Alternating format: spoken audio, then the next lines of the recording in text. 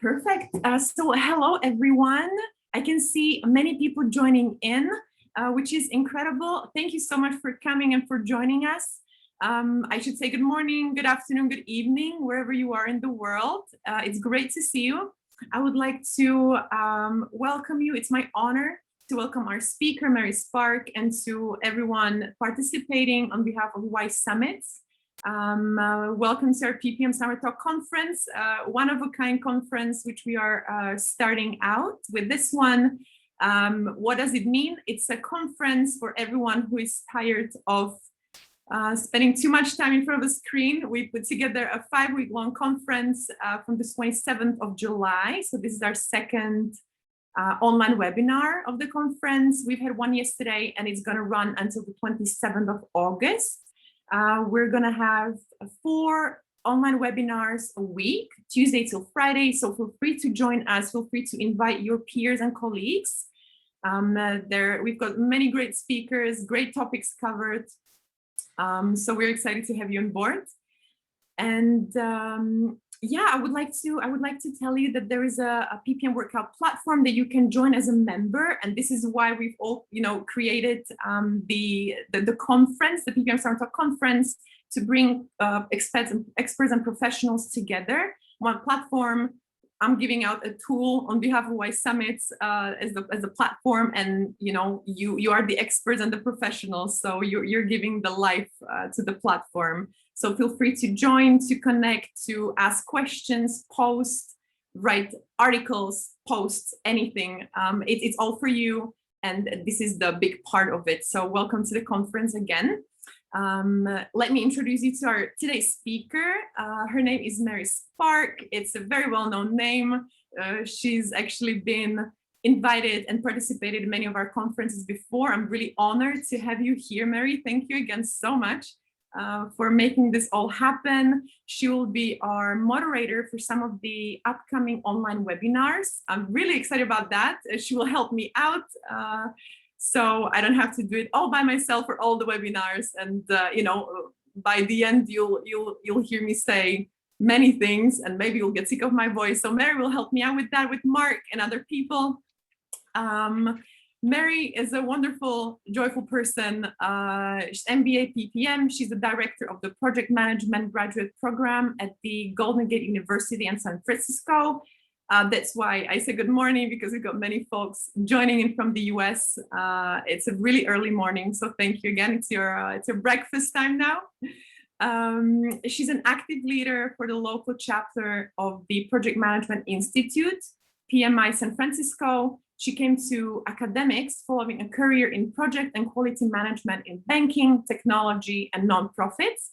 Her passion is to empower adult learners to their careers. She enables adult learners to achieve their goals, dreams, desires, leveraging her experiences in project management, IT, financial services at Bank of America, IBM Global Services, and nonprofits. So all around a mouthful, but she's a really experienced professional in her field. We spoke together before the conference and before I started putting the conference together, and she really showed her passion, even through screen virtually. I could feel it. I could feel the vibe, and I could feel that she really is doing it with her whole heart. So without further ado, Mary Spark, welcome. I'll give you a little bit of space if you'd like to say anything. Excellent. To the audience. Thanks, Katie. And I just want to thank you, Katie, and Y Summits for putting this on. And I just have to applaud great project management, because the normal Y Summit conference required a lot of upfront planning. Miro, who I see was on the session, planned months and months ahead. And Katie, you've just gone gangbusters putting together like a really great set of sessions. Thank you, Miro. It takes a lot of work. So I would just definitely encourage everybody to check out the other sessions as well, because always great stuff. That's the one thing. I love speaking, but I never, a lot of times I'm too busy with my own things to get to see the other talks. So I'm excited to moderate some of those other panels too. Anyway, great to be here. Great to see some familiar names and then a bunch of you who I don't know, and so I'm really excited. I do welcome questions for this talk, so I'm hoping to get a lot of great questions here. All right, so let me get started. Perfect. Thank you. Okay, so this is me. I consider myself a project and process nerd. Um, as you know, I'm not going to go through a lot of my experience because Katie already summed it up. But just to say, when I'm going to be talking about branding, I've been through a couple major career shifts. The latest was in 2012 when I decided to go from project management into teaching. And so I've had to, one of the things about this talk was it's from my own experience of rebranding myself, but also I work with adult learners, people who are career changers. I also founded the San Francisco job search group through the PMI chapter, and I meet a lot of people who are mid-career trying to shift into new industry.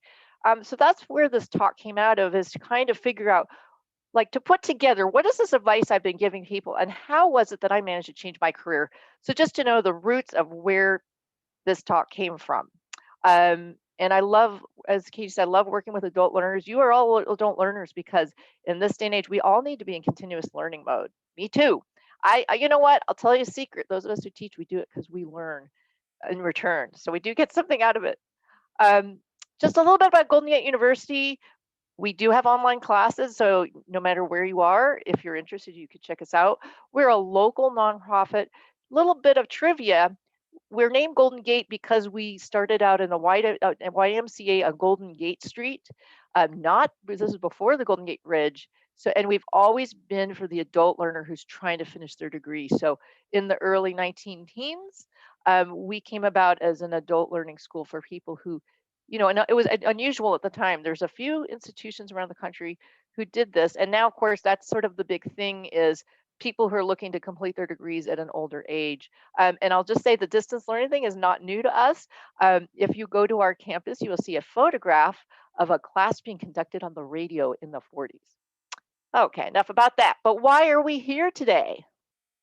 So when we say career path, we think this, something nice and idyllic.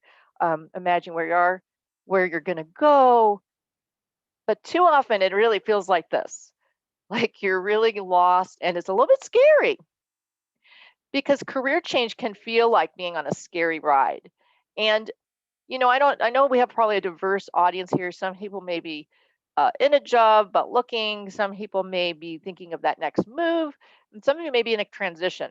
And I would just venture to say in 2021, there are very few of us who feel like I'm in the career right now, in the job right now that I'm going to be in um, for a long term, because that's just the nature of the world we're in. So right now, it's feeling like on your career path can feel like a scary ride.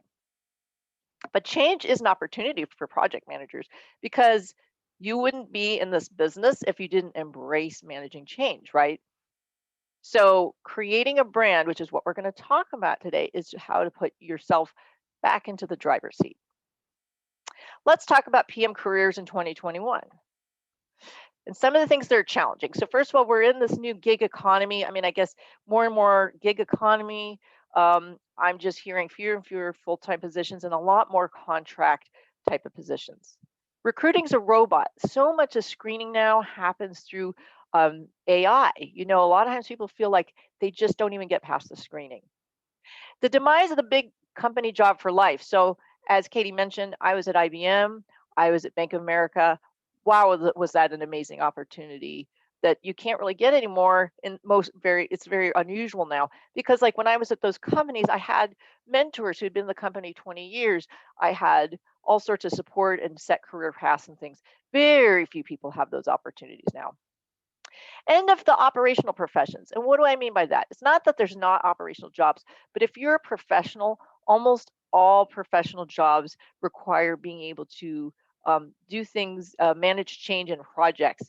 There used to be, like I came out of IT in the 90s, there were a lot of people in IT who had basically had the same job for 20 years. And we all know that no one has that kind of professional job that stays the same. And then it's really tough because years of experience don't seem to matter when everything's new. It's really hard to feel like, hey, I have 20 years experience, but that person next to me who's just out of college has hot skills that employers look to that person because they seem to have new skills that I don't have. And how to find a job that fits. It's really hard these days. Job titles keep changing. When what sometimes people tell me, like in project management jobs, those titles, like you don't even really see sometimes the project management title. There are different titles. The jobs that are out there, don't seem familiar, and it keeps changing. So how do I find where I fit in the job market? So these are all challenges, but we're going to talk about it. And the other thing is, for branding for project managers can feel impossible. And I would say this is true for a lot of professionals. So some of you on here aren't exactly project managers. I feel like for a lot of professionals, again, I came out of IT. I had a friend who is a database administrator at one point. Wow, was I jealous of her when she was looking for a job. Why? Because she could just look at a job and look for a database administrator job. But when I was in project management, it's harder to look for another position or role because we tend to be generalists. We sort of know a lot about a little bit about a lot of things. We have diverse job titles and roles. I know that when I was at Bank of America for 11 years, I had about 6 or 7 different titles and really different roles. And then some of us may have fallen into being a project manager, what I call the accidental project manager. So when you first got that first project management job, you might not have been looking for it. You can also feel pigeonholed into a role, industry, or technology. Talk to a lot of people, both students, project management professionals, and others who say, I'd really like to go in this other industry or role, but I feel like I got into this role, I'm really good at it, but I feel stuck. So that's where a lot of us are at. But I have some good news for you, which project management is in demand. The silver lining of the pandemic is we just spent about a year and a half in where, guess what? People who can adapt to change and make change happen and transform under pressure, those skills came to life. And so this is like a lot of things in the pandemic. It's a trend that was already underway, but it's just been accelerated. PMI, the Project Management Institute, a lot of you know it as the organization that oversees the PMP, Project Management Professional. But PMI also conducts a lot of research, and they publish white papers. And one of the things they've been publishing over the last few years is this increasing demand by employers for project management skills, and there's a shortage of people with those skills. So here's some statistics on the slide. And basically what's happening is, because of the changing world we're in, global development, and people retiring, because guess what? A lot of those boomers, they're about to retire, a whole bunch of retirements. These skills are in demand. And again, like since I was saying, more and more jobs really require project skills. That's the other part. So there is actually, it may not feel like it, but project skills are really increased demand, and the pandemic only highlighted that. So first thing to do when you talk about the project manager is you need to embrace the fact you're a project manager and it's a great brand. So we're going to talk about this, how to take charge of your career by knowing your story and your value. You are more than the sum of your parts, and think beyond your resume bullets, because the resume bullets and job titles isn't the sum of who you are. All right, so now we're going to talk about a little bit about brand. What is it? Packaging your brand, etc., and how it works as a PM. So let's talk about the brand. What is it? Okay, in the brand, I would like to see, so I would like to do a little chat here, and I would like you to type the following. What words describe Starbucks? So Starbucks is a brand that it came to mind because they are all about branding. And I don't know about you all, but I have a teenage daughter who is obsessed with Starbucks. So I just feel that was, anyway, this brand came to mind, and I would love to have in the chat if you can come up with what words describe Starbucks to you. Yeah, don't be shy, use the chat function. And then also, are there any words, flip side, or things that you would say that don't describe Starbucks? And I'm not seeing stuff in the chat, but I will give a few minutes. But while we're waiting for that, so think about, when you're thinking about Starbucks, think about when you think of Starbucks, what are words that come to mind about what Starbucks offers, what it means to you, and what message they as a company may be trying to convey. And why is it that Starbucks went from, okay, I'm old enough to say this, in the early 90s, coffee was something you got that was instant. It was powdered that you put in your cup at home, and you went to a diner and they just kept filling it up and it didn't have any flavor. How do we go from that to Starbucks on every corner? All right, so it doesn't look like we're gonna have much chat. So I'm just gonna keep moving. So I would argue that Starbucks is really a lifestyle. It isn't just coffee, it is a lifestyle. When I think of Starbucks, I think of premium coffee drinks, pastries, um, a cozy environment, a sense of community, and great customer service. You know, no matter where you are, when you see Starbucks, you think, I can go and feel like no matter where I am, I feel like I can have the sense of it's cozy, I can have this warm environment, and I know that they will get my order right. That's just one of those things. It's just that's one of the reasons. I mean, there's probably other things, but that's what I think of. It's not just coffee. It's not budget coffee. It's not instant. It's not donuts. Now, my daughter told me they do have donuts, but if you were going to want to get a donut, you'd go to Dunkin' or somewhere else. I don't know, in Europe, maybe. It's not fluorescent lighting. It's not a drive-through, and it's not self-service. That's what Starbucks is, and that's what it is not.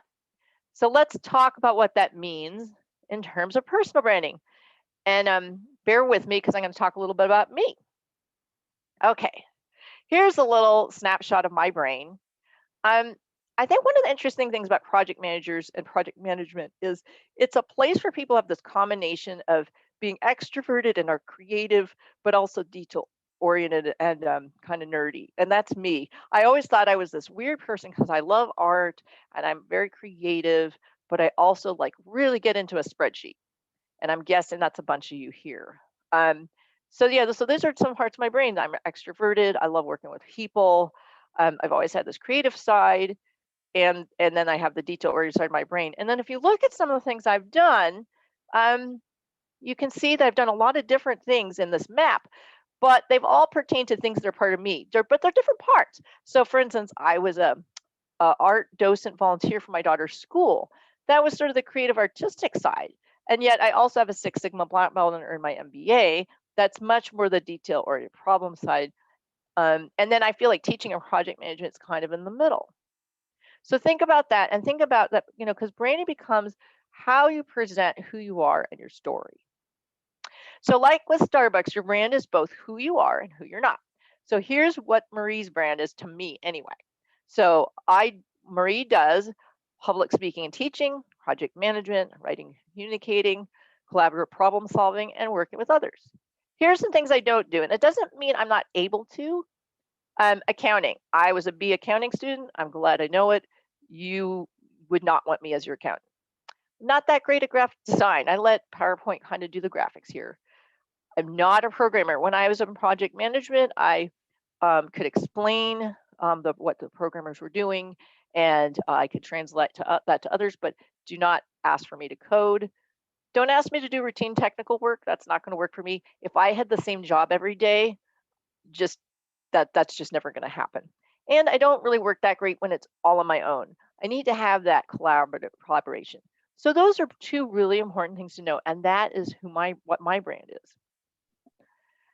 Your brand is also forward thinking. So when I think about Marie 2.0, like what might I do next, here's some of the things I'm thinking now that I'm in higher education.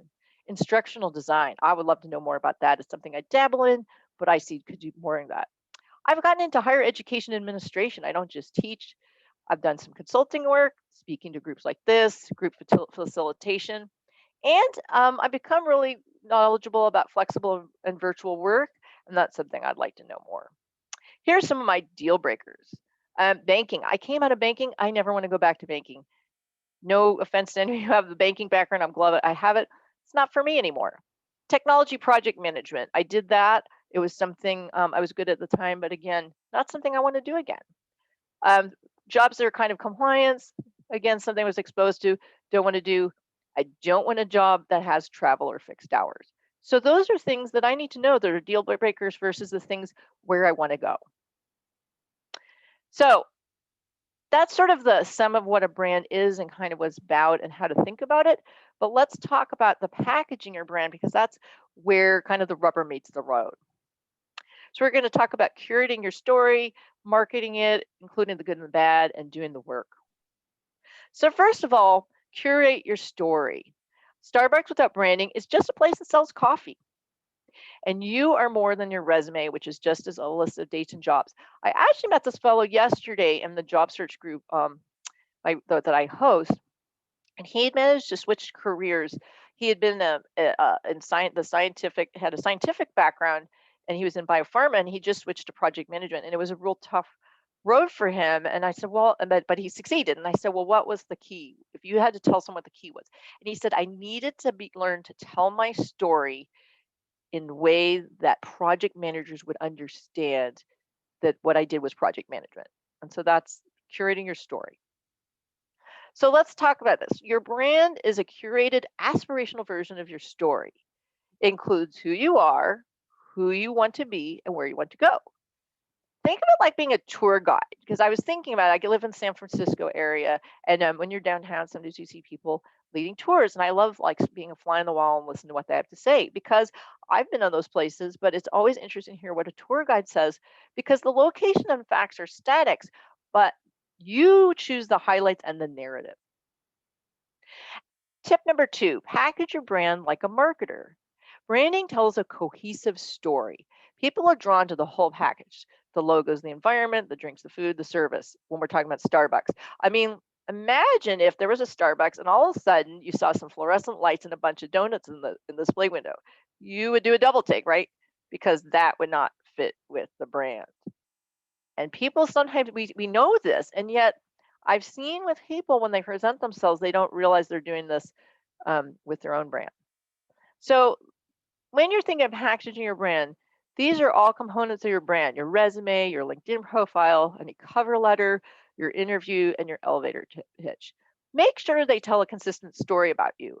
Now, it doesn't mean that you can't have different aspects. No, remember we showed that map of my brain, and like I have the creative side and I have the problem solving side, and I can still be consistently me and talk about being an art volunteer for a school and be an MBA, someone with an MBA. It's just, if I all of a sudden threw in something that was completely, all of a sudden Marie does accounting and then it doesn't add up, that's where it starts being strange. But it all has to add up. Make sure that what's in your LinkedIn profile really says something, for instance, about what you want to do and where you want to go. And I'm not going to get into LinkedIn profile specifically, but I've just seen enough inconsistencies where people aren't consistent across this. And just remember that people look at all of these things. And one little tip, you might send in your resume to someone, but hiring managers tend to go right to the LinkedIn profile. So you really want to make sure, even if your resume is a specific slice, the resume might be a slice of what you've done. Just make sure it's not like completely inconsistent with your LinkedIn profile, for instance, because when something doesn't add up, people notice. Okay. Tip number 3, include the good and the bad. Now, this is something that seems non-intuitive because you think, well, you need to put your best foot forward in an interview or in a cover letter. And so you think, oh, well, I shouldn't include any of the bad. But all your experiences count. And it is important to talk about mistakes, weaknesses, and obstacles, because overcoming those is how you show a lot of things. So first of all, overcoming adversity is critical to success stories. I think we all know that you should always use PAR, problem, action, result, in an interview and a resume. I mean, sometimes telling a story about a mistake can show how you learned something, how you overcame obstacles. Also, knowing your deal breakers is priceless. And I'm going to state that again. Knowing your deal breakers is priceless. That job you had that was a terrible fit that you left, that is actually really important for an employer to know potentially, or to say, I love doing X, really don't like doing Y, and it shows what people want to do and what they don't want to do. So I think sometimes, I guess what I'm saying here also is to be real. You're not real when you're in an interview or in a cover letter, you do pitch. But let's say an interview when you're just completely positive the whole time. We all know that's not a real person. They want to see the real you, and the real you is overcoming adversity and having likes and dislikes. If they know you're really passionate about something, the best way to show the passion for something is to also say, I did this other thing and it really didn't work out. That's why I really know I want to do this. Okay, tip number 4, do the work. You deserve it.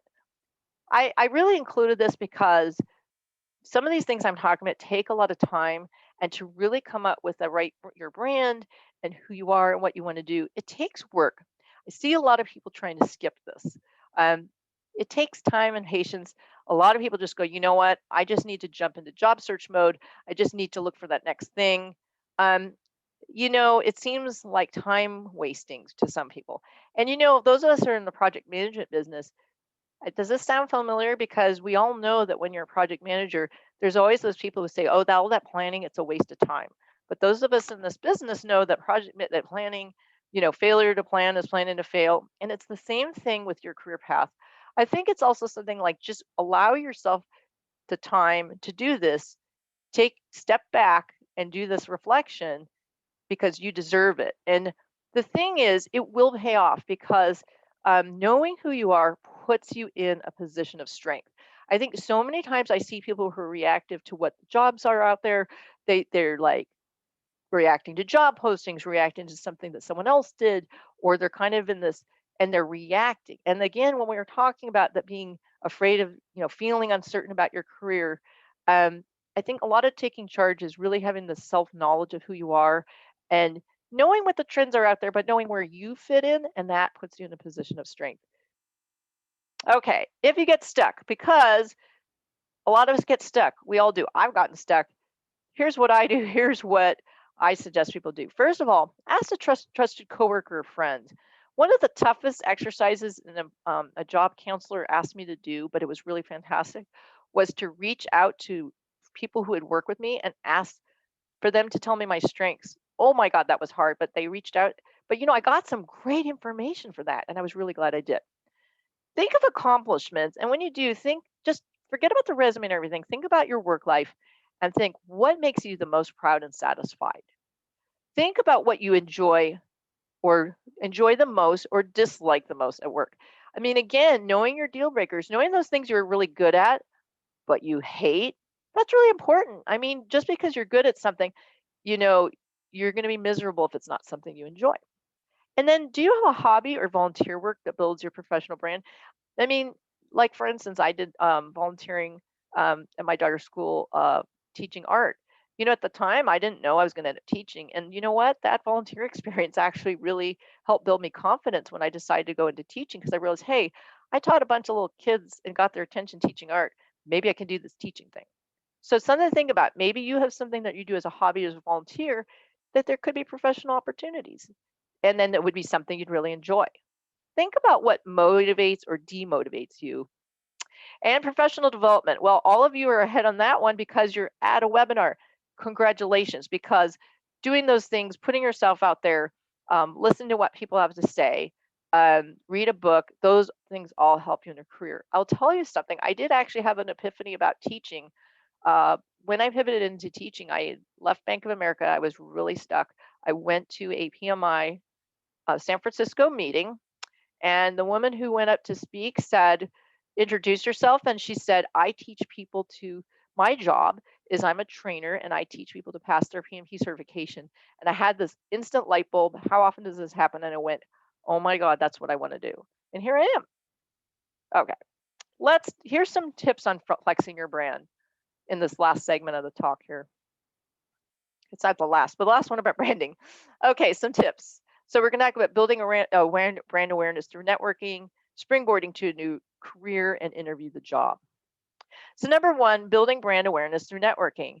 So building awareness for your brand is a lot like advertising for a product. Because when a new product came out, you didn't buy it just after the first ad. And yet a lot of us just think if we throw our resumes out there, we'll have this instant traction on our job. And it takes time and patience, like everything else, to build up your brand. And a lot of times it's the long game to get the payoff. And so the way you do this is through networking. I've definitely seen the increase in, like I was saying, in the gig with AI and tech screening being the order of the day. It's harder and harder to get those jobs through the screening. And I also hear from a lot of recruiters and hiring managers who are frustrated because they find it hard to get good people. The best way to get around this, and I swear the younger generation doesn't like this because they're used to doing everything with a point and click, is to be events like this, network with people. Every time you talk to someone, you let them know who you are and what you do. And over time, that builds awareness of you. And when opportunities come up, you will find out about them. And that is just, again, I always like thinking about that brand. You know, you didn't probably go to Starbucks the very first time you saw an ad. It was over time and word of mouth, probably, that got you in there. So just say networking is a full-time job. It used to be people would have a job, they would be kind of settled, they wouldn't really think about it until they went to the next job. You know, networking is something you need to do all the time because it's also about staying current in your current job, not just getting a new one. Mentoring is also critical. Again, I was mentioning how, you know, when I was in my company, when I was younger, I was really lucky to be at places like IBM and Bank of America and had people who had 20 years of experience as mentors. None of us have that. In fact, none of us really have that because the world is changing so quickly. None of us really knew have that. You know, none of us knows all the answers. So mentoring is just critical in terms of having those people that you trust that you can talk to for advice, or that you can give advice to that you can lean on. Very, very critical. That's another thing you know, as someone who teaches adult learners, I get asked about mentoring a lot, and I get asked to mentor a lot. I will give you a tip: don't seek a mentor who is like me, who teaches, because I have a program full of people I mentor. But I'm always happy to help people find a mentor. And I would just add to say, mentoring in 2021 may be flipped because you may find yourself mentoring a young person, and that person actually may be mentoring you because of the changing world we're in. And I would just say it's not transactional. It's not when you mentor or network, I'm sorry, when you're networking with people, it's about give and take, and it's not about, and it's about building relationships for future opportunities. I think that's something that's a little bit of a lost art that so many times, because everything we do is instant on social media, really actually think when you're reaching out to someone, what can I do for that person, not just what can they do for me, and think of it as building relationships. Um, and connecting with others helps us understand our own strengths and weaknesses. I really find that with teaching and also mentoring others, like that's I like the funny thing about mentoring someone else, because sometimes in talking to someone else and mentoring them, you realize, oh, I'm really good at that, or oh, you know what, that was something I've never been quite so good at. And just this is like, can't say this enough. In 2021, you cannot afford to stay in your work bubble. I think all of us know this. You're all here, but you know, there are some people who are just kind of in their work bubble, not networking around, just kind of, you know, you can't afford to do that, not in this day and age. Tip number 2, springboarding to a new career. And so one of the things I know, biopharma industry, I don't know where some people maybe in this session might be trying to get into that industry. Some of you may be in the industry, but maybe you're on one side, like you're in clinical and you want to get to marketing, or, you know, I know it's a big field with a lot of different things. And as I was saying, a lot of times people feel kind of stuck. So let's talk about how you can use your brand to make pivots, because they are possible. And it's all about focusing on your transferable skills and aspirations to make your move. So first of all, do your homework. For the thing you want to do for the either industry or new job, what skills or experience are needed? And then think about, what do you have to offer? And step back from your job and the specifics, but think about those skills, experience, success stories, and what motivates you and how that might be translatable to that new area. Think about it, then are you missing anything? Well, if you are, then build your brand. How do I do that? Well, maybe you can do some training, training course or certification. Maybe there's some volunteering you can do. Volunteering for organizations is a great way to build experience. Maybe in your job, you can shadow someone or pick up some extra projects to build that experience. One of the things about your brand in this day and age includes skills you have picked up in, like things like social media. There may be some skills that you don't think of as professional that actually are marketable skills that we just do in our daily lives. So anything like, for instance, with technology that you do in your daily life, you know, may be applicable. You know, be careful of having too many things like Microsoft Office, because we all have that. But anyway, just think, you need to, when you're thinking about what I'm missing, be creative. You also may, when you're missing something, if you think you're missing something, that's the other part. I didn't put that in the slide, but that's where networking is really critical, because can you reach out to people in your network or get introduced to people who can help you figure out, how do I bridge that gap? And if I do have a gap, how do I sell myself to say, hey, I have most of these things and I just need to get this one extra thing? How do you get your foot in the door? And then finally, adjust your brand for your new career. One of the great things about LinkedIn is it doesn't have to be your job title. And in fact, it shouldn't. It really should be aspirational. It really should be about who you think you are and where you'd like to go. Um, and also replace outdated wording. So um, job titles, I'm not going to be specific here, but sometimes people have job titles that are kind of outdated, and or job descriptions, and like refresh that, or and that's where it may be helpful to have someone take a look at it. I mean, I'll give an example of certain job titles that are really big right now, like customer success manager and technical program manager. You just want to make sure that anything you have doesn't look like that it stands out as outdated, because one of the things, so like I have 20 plus years of experience, and my husband's in IT operations, and he was in the job market, and he similarly had a lot of experience. And one of the things he figured out was, he had said something like his experience was enterprise IT operations, and he needed to change that because that sounded old school. But the thing is, he has very valid experience, but it was realizing that if he used old language, it tied him in with something that seemed outdated. Finally, I want to say, as my tip, is to interview the job. I think so many times we go into interview and we think it's the hiring manager, it's all in their hands. But remember that the hiring manager is not the only decision maker, because you need to decide, is this job right for you? And when you are authentic and candid, everyone ends up with a better decision. I used to know someone who was really great at landing the job when he went in an interview. He just was really good at saying what the people wanted to hear. And sometimes he ended with a job that really wasn't the right job. Because, so that's just a thing to remember. You're in the driver's seat as far as asking them questions, and also really being honest about, obviously you don't want to say something that'll shoot in the foot.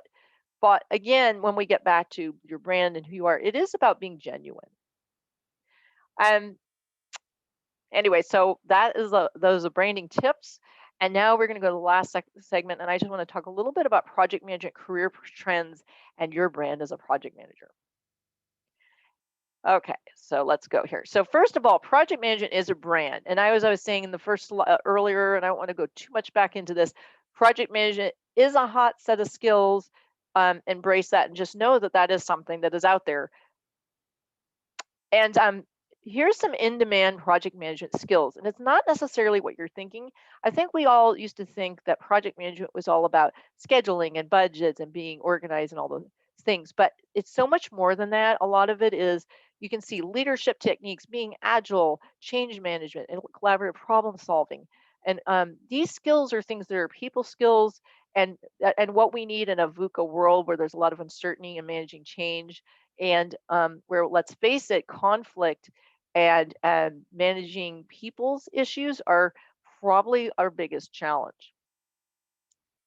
Okay, second question I get a lot is, to certify or not? That is the question, because some of you may have things like the PMP, but some of you are trying to figure out, do I need a PMP? Do I need an Agile certification? Do I need some other technical certification? And I know in biopharma there's some too. So the number one thing I ask when students or others ask me that is, for your desired job or career, does it require a certification? Do your homework, look at job listings. The job you want, what are they asking for? Here's what a certification does for you. It gives you branding to peers and recruiters. It validates specific knowledge. Here's what it doesn't do for you. It doesn't overcome lack of experience, and it doesn't prove to an employer that you can do a job. And so that is the number one thing to think. There's definitely people I've seen where they really need the certification because they have great experience, but employers are overlooking them because they don't have the certification and they're getting weeded out. I've also seen people have gotten like a PMP and they don't have the right experience, and they keep getting rejected for jobs because they get screened through. But then, this moment the employers really look at their experience, they realize that they're not really a PMP. They don't have the relevant experience. For Agile, Agile is a tricky thing. Everybody's wanting to know about Agile. Right now, there's not one gold standard. The PMP just added Agile in its into the exam, but there's a lot of different Agile certifications out there. So, and remember that passing a test doesn't necessarily show your ability to be adaptive. So for those of you out there who, like me, have a lot of experience and maybe not all Agile, um, the number one thing is to demonstrate agility. Agility has to do with being flexible, adapting to change, and being able to handle dynamic situations on projects and levering terminologies. The number one thing I would suggest is to do, there's all sorts of self-paced learning, webinars, things out there where you can learn the language and leverage the terminology. And again, when I talk about outdated language, figure out places in your experience where you did things that were using an agile mindset or techniques, and you would be surprised. So for instance, those of you done Six Sigma or Lean, some of Agile actually embraces those principles. I have a Six Sigma black belt, and I came to realize that some of what I did in that background actually really applies to Agile. So anyway, the number 3 tip is about Agile, which is Agile is everywhere. Its influence is growing. No matter what you're doing, you should learn about Agile and understand it. And it's not at the enterprise, it's not going to take over waterfall, but definitely every large company is figuring out how to embrace Agile because for aspects of what all companies do, it's a way of managing change when there's uncertainty. And as I said, we're in this big era of uncertainty. So some of the trends that I've been seeing is there's more techniques that are growing at the enterprise. So like SAFe is one, Discipline Agile is another, and then also companies doing sort of hybrid waterfall Agile combinations. And if you don't have Agile experience, don't panic again. Just I was just saying, do continuous learning, talk to people, read a book, get some mentors. Okay, so I'm going to talk about some new project management paths. Again, we were talking about the end of the operational job. There's fewer jobs that are just operational. So this means there's more project management jobs out there. Non-traditional fields. I know we're talking to biopharma folks, but if you're thinking about other industries, there are a lot of opportunity where there are other industries that are now really looking for people with project management skills. So if you ever thought of switching, I actually gave a talk to a group of attorneys about project management in the law, and that's actually a very growing field. I have a lot of students who come to me from creative and design fields, architecture, etc.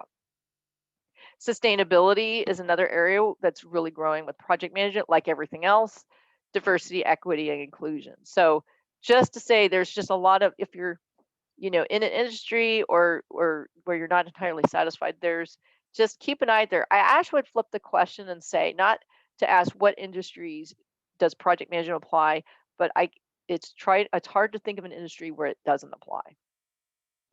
Okay, and I wanted to close with some tips about what we've learned from 2020, because we've learned quite a bit about a lot of things, but especially with project management. So first of all, never mind the job gap.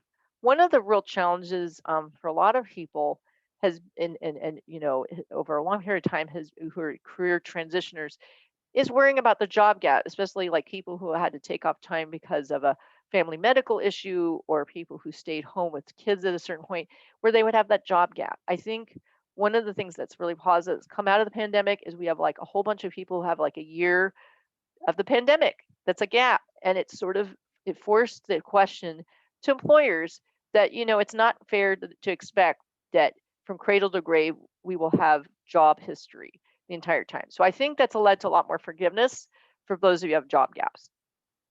One of the things I think that's positive is we've learned that we need to expect the unexpected and the need for risk planning. So I think that is a new opportunity or growing opportunity that's been there, but it's especially so.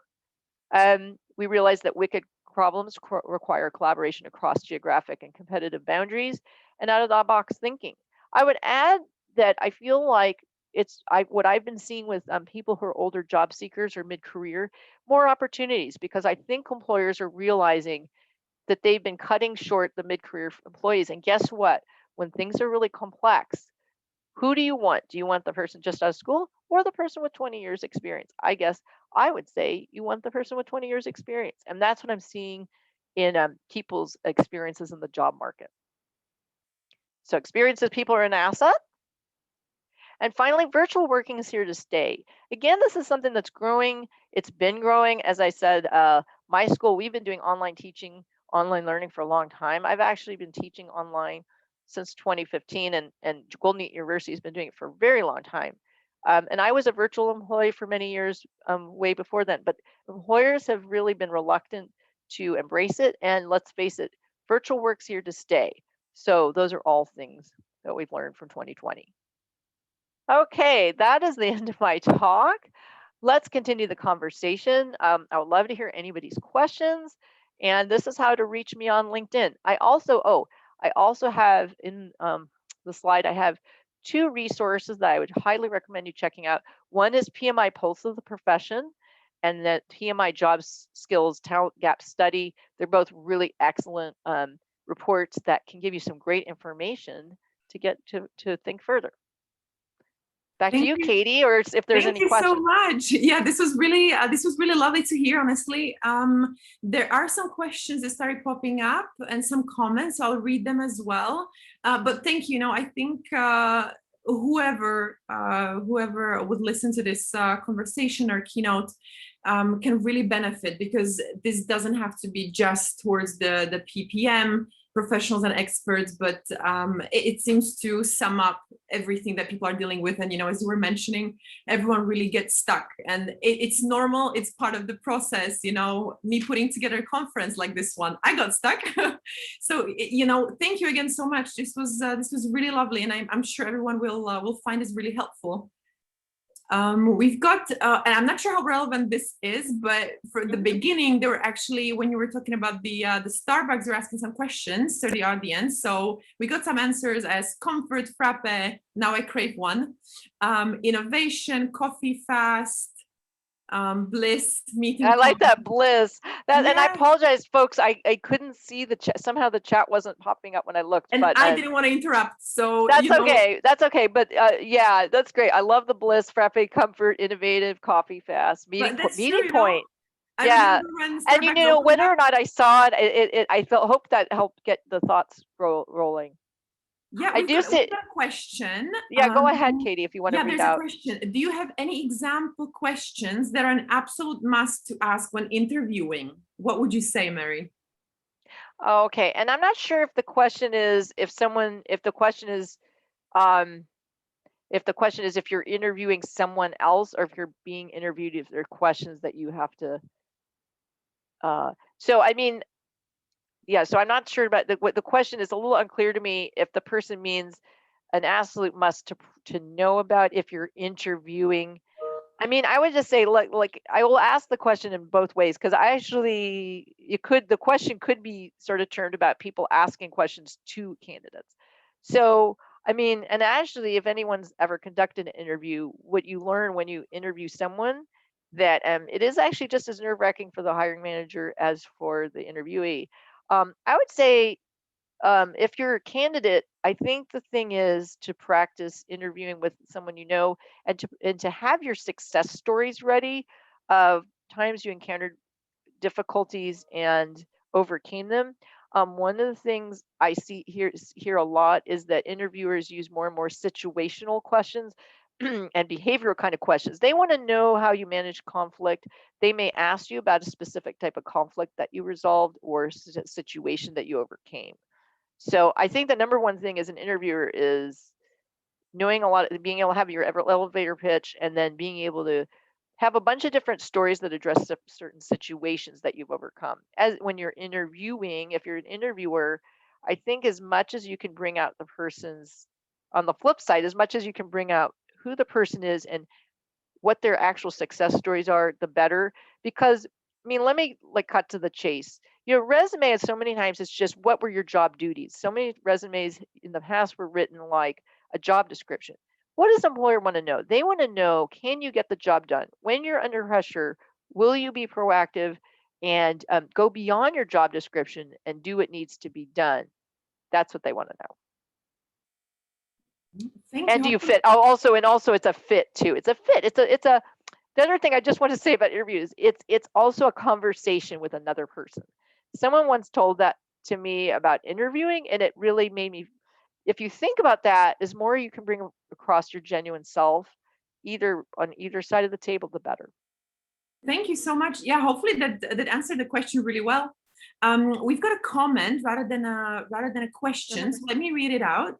It's from Marcus. It says, although you find often a certification requirement in job ads, I have never been asked in an interview. Nonetheless, I believe it is a sign of more professional qualification. Yeah, Marcus, thanks for the comment. I would say you have raised a good point, but here's the thing. Certifications tend to be used as a screening tool. So what'll happen is if they're really seeking the certification, if it's required, it means if you don't have it, you're not even going to get the interview. That's what I've been hearing, and that's what I see, at least in the San Francisco Bay Area, where there's like so many technical requirements. But to your point, I mean, I just do think that rather than running out and get a certification, you just need to do your homework.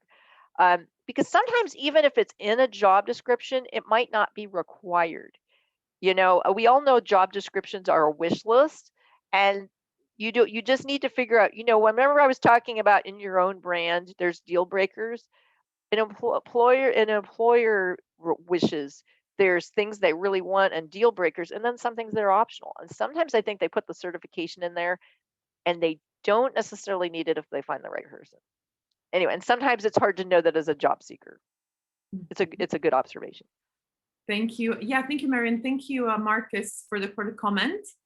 We've got a question. Will this session be available on demand?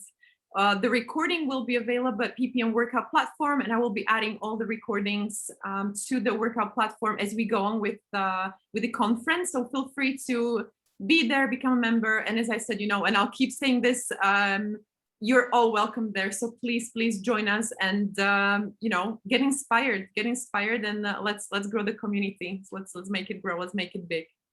There is a comment. Good evening, all from Saudi Arabia. Hello, good evening. It looks like Aisha clarified her question about the interview. And yeah, of course. And she says here, my question was in reference to interviewing the prospective employer to see if it's a fit for the candidate. I understand, Aisha. So that was back to my question thing about interview the job. So good question. I think so first of all, always do your homework about the company and come prepared, and like in that should you spark questions. In terms of whether it's a fit for a candidate, remember I was talking about the deal breakers.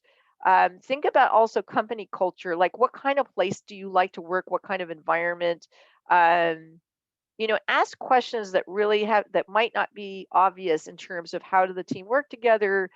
Maybe things like socializing with your coworkers is important to you, or so a lot of times it's those intangible things. So I would say the best thing is think of those things that are really important to you that wouldn't be on a piece of paper to ask.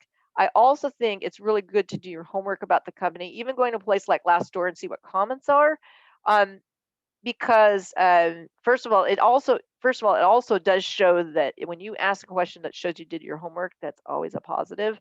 But the more, I think if are those things that are really important to you that that are not going to be obvious in the job description and that they're not going to necessarily ask you, those are the questions to ask. Thank you for that. Thank you, Aisha, for clarifying. We've got a question from Peter. Are the best jobs available only through headhunters? That's an interesting one. What do you think, Mary? Excellent question. So I would argue to say, my answer to that would be yes and no.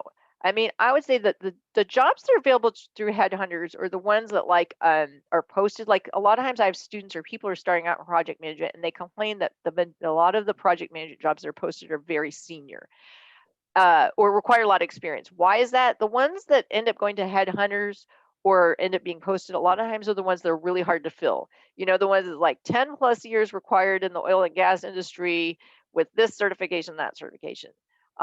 Because the reason they get a headhunter involved is they can't fill them. The vast majority of jobs are never posted. They are hired through the informal network. And, the reason for that is managing projects is something where there's this huge accountability factor, and you don't want to just hire, hiring managers are risk averse. When you're hiring someone to be responsible for a project, they need to be accountable for a budget and people and success. And so hiring managers tend to hire someone that has a track record through their network. And again, that's why I would argue that the best jobs get hired through your professional network, because you've built up your brand and people know who you are, or it's people you work with. Think about it. If you get a whole bunch of resumes and someone you work with and trust said, hey, I work with Peter, he is fantastic. Guess who's going to go to the top of your list? That person. Of course, I completely agree. Yeah, wherever you go. Perfect. Marcus is thanking for the interesting talk. Bye to you as well. Alejandro Rueda. I'm not sure if this is relevant. In pharma, there's a requirement to have 10 plus years in pharma.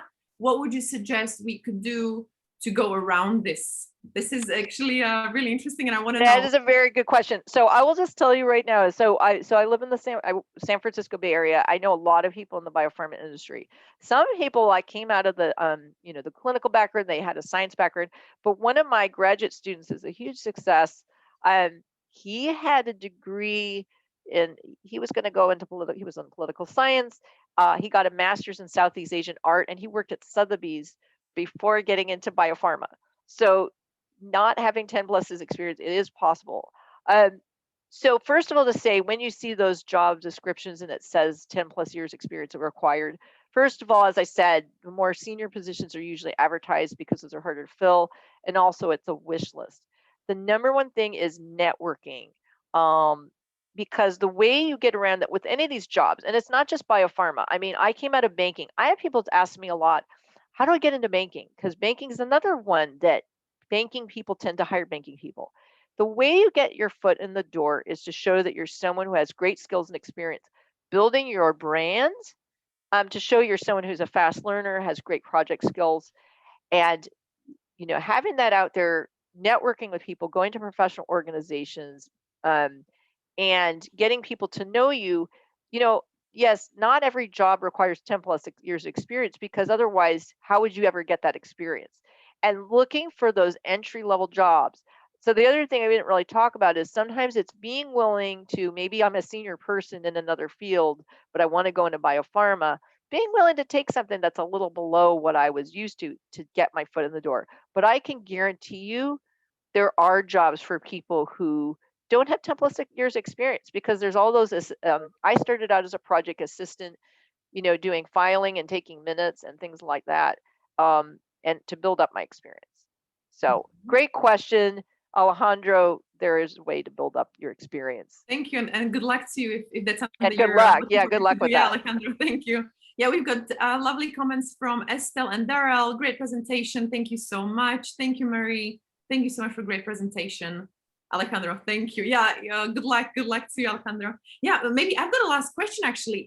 Mary, is there a question that you wish people asked you that you were not asked? Oh, regarding your career or anything like that? Is it anything like that that comes to your mind? Oh wow, now he asked me a tough question.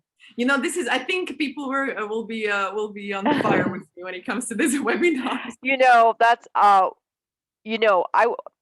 I will just turn that around. So one of the things I will just say related to my talk is there is this question interviewers ask, and they say, do you have any questions for me? And always make sure you have a question for them. So see, I broke my own rule, but but it's a good one. So please share, or advice, maybe an advice. If there's I would just say, like when they say, do you have any questions for me? I would definitely say that's where you come prepared with your questions about the company, questions, observations. Definitely always have that question prepared. But I would just say thanks, Katie, for the opportunity. I'm on LinkedIn. If there's any questions that you didn't have a chance to ask, or you want to just connect, please, I would love to hear from all of you. I would just say the one question, again, I learn from all of you. And one of the, sometimes I feel like I'm cheating, because the reason I love teaching and doing these things is I learn from all of you. And it sounds like a cliche, but that's one of the reasons I love giving this talk. And I love to hear your success stories or your challenges. So Anyway, thanks, Katie. I can't Yeah, think of anything else. thank you so much. And as you were saying, we all learn from one another, and that's the whole aim of the PPM workout platform as well, for professionals to come together, to share, to learn from one another, to get inspired. So this is the tool, and I'm hoping, Yeah, and that's on behalf, yeah, so yeah, of I my will summits. hop on that platform. So if people want to connect with me there, go ahead. Exactly. Yeah, you become See, I'm members. learning because I haven't used this platform yet, so I will Yes. check it out. Oh, okay. Well, you shouldn't say it out loud now. No, but I'm just telling you, I will get on there. That is my promise. Yeah, thank you. And people get there, people from different backgrounds in pharma field, all wanting to learn, and that's the aim, and that's why we create on behalf of Y Summits, really, for professionals and experts to join and get inspired and learn from one another. So, but yeah, I can see there are no more questions. Yeah, and I realize we Um, are at the top of the hour, so thanks again, everybody, for coming, and it was really delightful. yeah, Thanks, Katie. if you'd like to share last words before we finish, and before I stop the recording, and we can all go and do our thing. I would just say my last words is this is a great conference. Keep going to the sessions. They're going to be great. Perfect. Thank you again so much, Mary. This was really wonderful. As I've mentioned, we will have the recording available on our PPM workout platform, and you'll hear from me very soon. I do keep sending emails about the upcoming online webinars, and I really look forward to seeing you and more of you, your colleagues, your peers. And it's a great honor. Another comment from Mitun. This is a great one. Thank you, Mary. Great to see you again. And Mitun, he was our moderator for the last conference. So I'm hoping he's proud of me. So yeah, thank you again so much. And this was really wonderful. It was my honor to host you, Mary. And I look forward to our next session together, and you hosting as a moderator for our upcoming online webinars. And thank you again for all the participants as well. This was really fruitful. Thank you. Thank you very much. Thank you again. Have a lovely day, everyone. Thank you.